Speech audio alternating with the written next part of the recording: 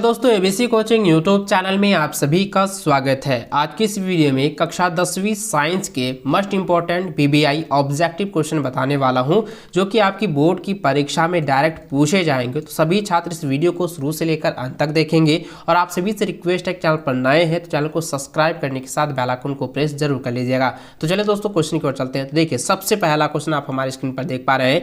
लिखा है कि स्वपोषी पोषण के लिए आवश्यक होता है। तो दोस्तों, स्वपोषी पोषण के लिए जो है कार्बन डाइऑक्साइड तथा जल भी आवश्यक होता है, क्लोरोफिल होना भी आवश्यक होता है और सूर्य के प्रकाश, ये तीनों जो है अति महत्वपूर्ण आवश्यक है। तो दोस्तों, ये सभी, इसका जो सटीक आंसर होगा ये हो जाएगा ऑप्शन नंबर डी हो जाएगा, उपयुक्त सभी। क्योंकि स्वपोषी पोषण के लिए जो है कार्बन डाइऑक्साइड, जल, क्लोरोफिल और सूर्य का प्रकाश, ये सभी की जो है आवश्यकता होती है। इसलिए इस ऑप्शन नंबर डी इसका जो है सही आंसर होगा। इसको अच्छे से याद रखेंगे। अगला क्वेश्चन है, विषमपोषी जीव अपने पोषण के लिए प्रत्यक्ष या परोक्ष रूप में आश्रित रहते हैं। तो इसका आंसर जाएगा ऑप्शन नंबर सी, हरे स्वपोषी पौधों पर। ठीक है, चलिए अगला क्वेश्चन है कि प्रकाश संश्लेषण की क्रिया में ऑक्सीजन बाहर निकलती है। तो दोस्तों, आपको पता होगा कि प्रकाश संश्लेषण की क्रिया जो है, क्रिया के दौरान जो है ऑक्सीजन जो है वो CO2 के द्वारा जो है बाहर निकलती है, यानी कि CO2 यानी कार्बन डाइऑक्साइड के माध्यम से जो है बाहर निकलती है। तो ऑप्शन नंबर बी इसका सही आंसर होगा। अगला सवाल है कि प्रकाश संश्लेषण का अंतिम उत्पाद क्या है। तो प्रकाश संश्लेषण का अंतिम उत्पाद है ग्लूकोज का निर्माण करना। तो ऑप्शन नंबर ए इसका सही आंसर होगा। अगला क्वेश्चन है कि रंध्रों का खुलना और बंद होना निर्भर करता है। तो रंध्रों का खुलना और बंद होना जो है प्रकाश संश्लेषण पर निर्भर करता है। अगर दोस्तों मान के चलिए अंधेरे में जो है वो रंध्र जो है बंद हो जाते हैं और जब रोशनी आती है, प्रकाश आती है, तो क्या होता है कि रंध्र जो है ऑटोमेटिक खुल जाता है। आपको पता होगा कि रंध्र कहाँ पे पाए जाते हैं, मैंने आपको पहले भी बताया था और पहले सेशन का वीडियो आप लोग एक बार जरूर चेकआउट कर लीजिएगा। तो इसका आंसर दोस्तों ऑप्शन नंबर 20 का सही आंसर होगा। चलिए अगला सवाल, छठा नंबर दिया गया है कि मैग्नीशियम पाया जाता है। तो मैग्नीशियम जो है क्लोरोफिल में पाया जाता है। ऑप्शन नंबर ए इसका सही आंसर होगा। अगला है, एक पादप परजीवी है। तो एक पादप परजीवी क्या है? एक अमरबेल है। तो ऑप्शन नंबर 20 का सही आंसर होगा। चलिए अगला सवाल है कि निम्न में से परजीवी पादप का उदाहरण क्या है। तो इसका आंसर हो जाएगा ऑप्शन नंबर बी हो जाएगा, कुस्कुटा। ठीक है, ऑप्शन नंबर 20 सही आंसर होगा। अगला क्वेश्चन दिया है कि भोजन के पाचन के समय हमारे आमाशय में उत्पन्न होने वाला अम्ल है। तो दोस्तों, जब भोजन का जो पाचन की क्रियाएं होती है, तब हमारे आमाशय में अम्ल उत्पन्न होती है। उस अम्ल को हम लोग कहते हैं हाइड्रोक्लोरिक अम्ल। ठीक है, ऑप्शन नंबर आपका ए जो है सही आंसर होगा। यानी कि आपको जो है इसका जो है सूत्र आपको याद रखना है HCl। ठीक है, अगर यहाँ पे हाइड्रोक्लोरिक अम्ल जो है यहाँ पे शब्द में नहीं लिखा जाए, हिंदी भाषा में नहीं लिखा जाए, अगर आपका जो है रासायनिक फॉर्मूला में लिखा है HCl, तो आपको याद रखना है हाइड्रोक्लोरिक अम्ल। ठीक है, HCl इसका फॉर्मूला होता है। इसको अच्छे से आप लोगों को याद रखनी है।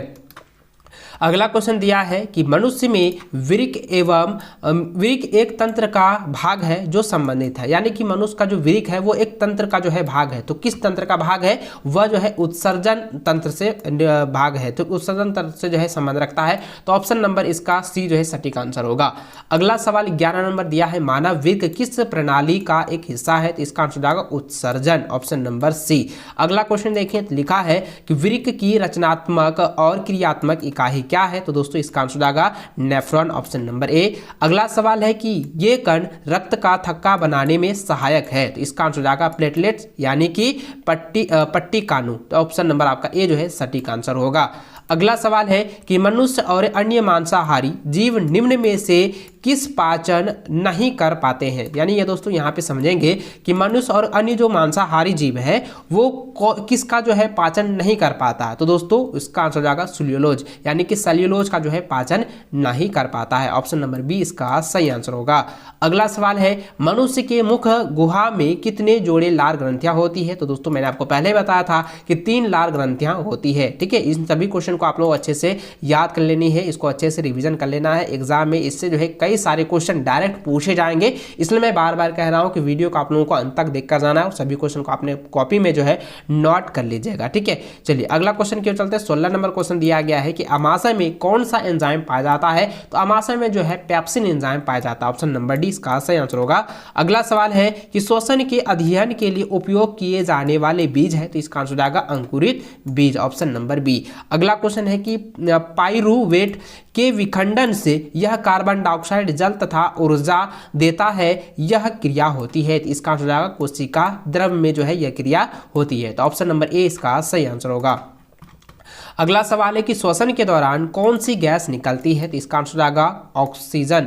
ऑप्शन नंबर डी इसका सही आंसर होगा O2। ठीक है, चलिए अगला सवाल है, पौधों में श्वसन क्रिया के अंतर्गत एडीपी के टूटने से कितनी ऊर्जा मुक्त होती है, तो इसका आंसर हो जाएगा दोस्तों 30.5 केजे मोल, यानी कि किलो, ठीक है, किलो जूल प्रति मोल। ऑप्शन नंबर आपका ए जो है सही आंसर होगा 30.5 केजे मोल। इसको अच्छे से आप लोगों को याद रखना है। ठीक है, चलिए अगला सवाल है कि पौधों में श्वसन कैसे होता है, तो पौधों में जो है स्टोमाटा के द्वारा जो है श्वसन प्रक्रिया होती है, तो ऑप्शन नंबर इसका जो है सी सही आंसर होगा। चलिए अगला क्वेश्चन की ओर चलें। 22 नंबर क्वेश्चन दिया गया है, इनमें से कहाँ गैसीय आदान प्रदान होता है, तो दोस्तों वायु प्राकोष्ठ में जो है गैसों का जो है आदान प्रदान होता है, तो ऑप्शन नंबर डी इसका राइट आंसर होगा। चलिए अगला सवाल 23 नंबर दिया है कि हृदय से रक्त को संपूर्ण शरीर में पंप किया जाता है, किसके द्वारा किया जाता है, नीलय के द्वारा। ठीक है, याद रखेंगे। और आलिंद के द्वारा जो है अशुद्ध रक्त को जो है पूरे शरीर से जो है हृदय तक वापस जो है लाया जाता है और पहुंचाया जाता है किसके द्वारा, नलय के द्वारा। ठीक है, सॉरी नीलय के द्वारा, ऑप्शन नंबर बी। अगला क्वेश्चन है कि मछली के हृदय में कोष्ठकों की संख्या होती है, तो दोस्तों आप लोगों को पहले ही पता है कि मछली के हृदय में जो है कोष्ठकों की संख्या कितनी होती है, 2 होती है, तो ऑप्शन नंबर ए इसका सही आंसर होगा। अगला सवाल है कि मानव हृदय में कितने कोष्ठक होते हैं, तो दोस्तों 4 होते हैं। ठीक है, क्योंकि 2 आलिंद होते हैं और 2 निलय होते हैं, हो गया टोटल कितना, 4, तो ऑप्शन नंबर इसका जो है डी सही आंसर होगा। देखिए अगला सवाल जो हिस्से से रिलेटेड दिया गया है कि मानव हृदय में कितने आलिंद तथा कितने निलय होते हैं, तो दोस्तों 2 आलिंद और 2 निलय होते हैं, जैसे कि मैंने आपको जस्ट अभी बताया है, तो ऑप्शन नंबर ए इसका सही आंसर होगा।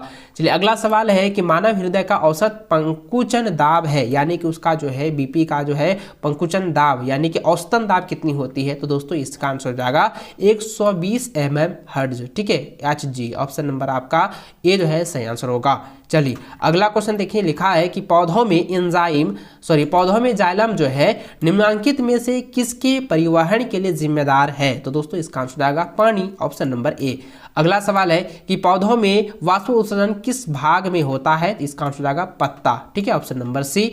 अगला सवाल है कि पौधे अतिरिक्त जल से छुटकारा पाते हैं, तो किसके द्वारा, वाष्प उत्सर्जन के द्वारा जो है अधिक से अधिक जल की जो है वो छुटकारा पाते हैं, यानी कि जल को जो है छोड़ देते हैं। चलिए ऑप्शन नंबर ए इसका सही आंसर होगा। अगला सवाल है कि पादप में जाइलम उत्तरदायी है, तो इसका आंसर आएगा जल के वहन के लिए जो है उत्तरदायी है।